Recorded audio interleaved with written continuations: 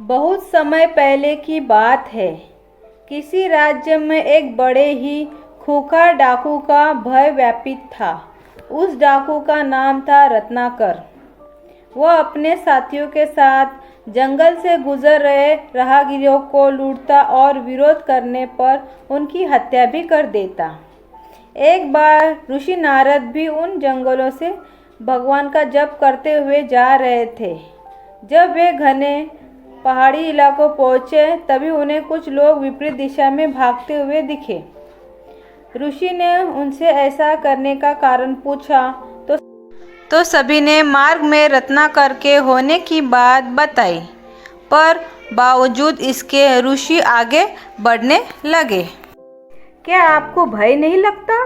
भाग रहे लोगों ने उन्हें ऐसा करते देखा पूछा।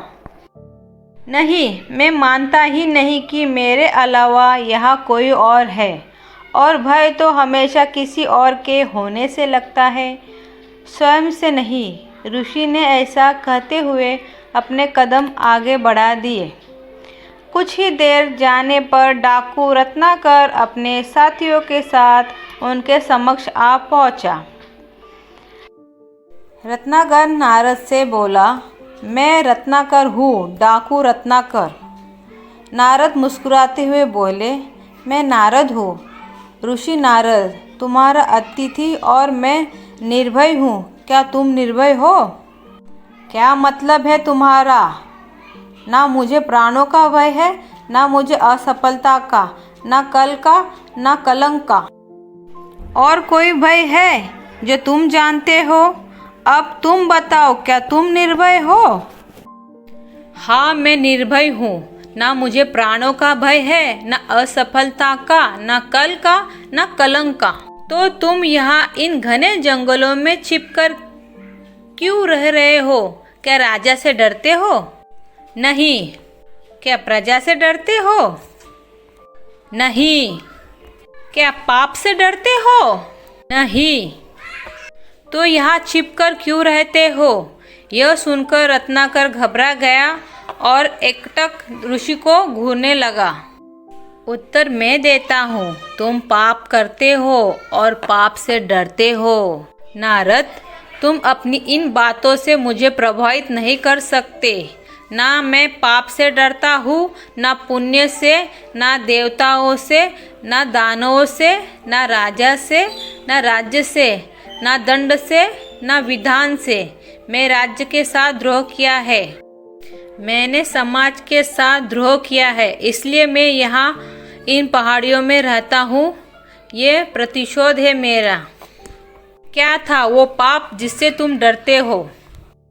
मुझे इतना मत उकसाओ कि मैं तुम्हारी हत्या कर दूं नारद। इतना तो मैं जान ही चुका हूँ कि पाप और पुण्य की परिभाषा हमेशा ताकतवर तय करते हैं और उसे कमजोरों पर थोप देते हैं। मैंने साम्राज्यों का विस्तार देखा है। हत्या से, बल से, छल से मैंने वाणिज्य का विस्तार देखा है। कपट से, अनीति से, अधर्म से वो पाप ही नहीं था। मैं सैनिक था। दुष्ट और निर्दयी सौदागरों की भी रक्षा की, वो पाप नहीं था। युद्ध में हारे हुए लोगों की स्त्रियों के साथ पशुता का व्यवहार करने वाले सैनिकों की हत्या क्या मैं पापी हो गया? राजा, सेना और सेनापति का अपराधी हो गया मैं? क्या वो पाप था? दूसरों का पाप अपने पाप को सही नहीं ठहरा सकता रत्नाकर। मैं पापी नहीं हूँ। कौन निर्णय करेगा? वो जो इस यात्रा में तुम्हारे साथ है या नहीं? क्या तुम्हारी पत्नी, तुम्हारा पुत्र इस पाप में तुम्हारे साथ है? हाँ, वो क्यों साथ नहीं होंगे? मैं जो यह सब करता हूँ उनके सुख के लिए ही करता हूँ। तो जो तुम्हारे साथ है उन्हीं को निर्णायक बनाते हैं। जाओ अपनी पत्नी से, अपने पुत्र से, अपने पिता से, अपने निकट संबंधियों से पूछो कर आओ, जो तुम कर रहे हो क्या वो पाप नहीं है? और क्या वे इस सब पाप में तुम्हारे साथ है, इस पाप के भागीदार है? ठीक है, मैं अभी जाकर लौटता हूँ और अपने साथियों को नारद को बांध कर रखने का निर्देश देकर रत्नाकर सीधा अपनी पत्नी के पास जाता है और उससे पूछता है, ये मैं जो कर रहा हूँ क्या वो पाप है? क्या तुम इस पाप में मेरी भागीदार हो? नहीं स्वामी, मैंने आपके सुख में दुख में साथ देने की कसम खाई है, आपके पाप में भागीदार बनने की नहीं। यह सुनकर रत्नाकर स्तब्ध रह जाता है। फिर वह अपने अंधे पिता के समक्ष यही प्रश्न दोहराता है, पिताजी, ये जो मैं कर रहा हूँ क्या वो पाप है? क्या आप इस पाप में मेरी भागीदार है? नहीं पुत्र, ये तो तेरी कमाई है, इसे मैं कैसे बांट सकता हूँ? यह सुनते ही मानो रत्नाकर पर बिजली टूट पड़ती है।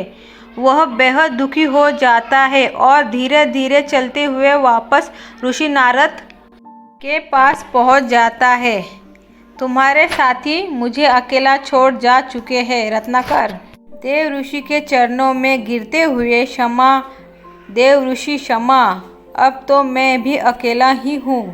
नहीं रत्नाकर, तुम ही अपने मित्र और तुम ही अपने शत्रु हो। तुम्हारे पुराने संस्कार की रचना भी तुम्ही ने की थी, तुम्हारे नए संस्कार की रचना भी तुम ही करोगे। इसलिए उठो और अपने पुरुषार्थ से अपना भविष्य लिखो। राम राम, तुम्हारा पथ सुभग हो।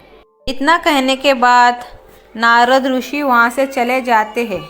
मित्रों, इस घटना के पश्चात डाकू रत्नाकर का जीवन पूरी तरह बदल गया।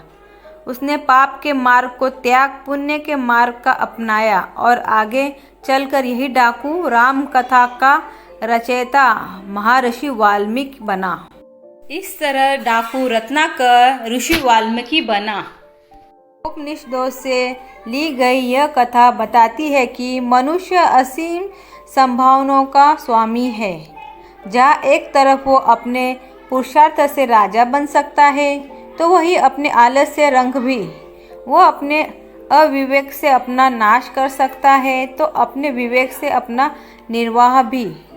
यानी हम सब अपने आप में ही महाशक्तिशाली है, पर हमसे ज़्यादातर लोग पूरे जीवन काल में अपनी असीम शक्तियों का एक छोटा सा हिस्सा भी प्रयोग नहीं कर पाते हैं।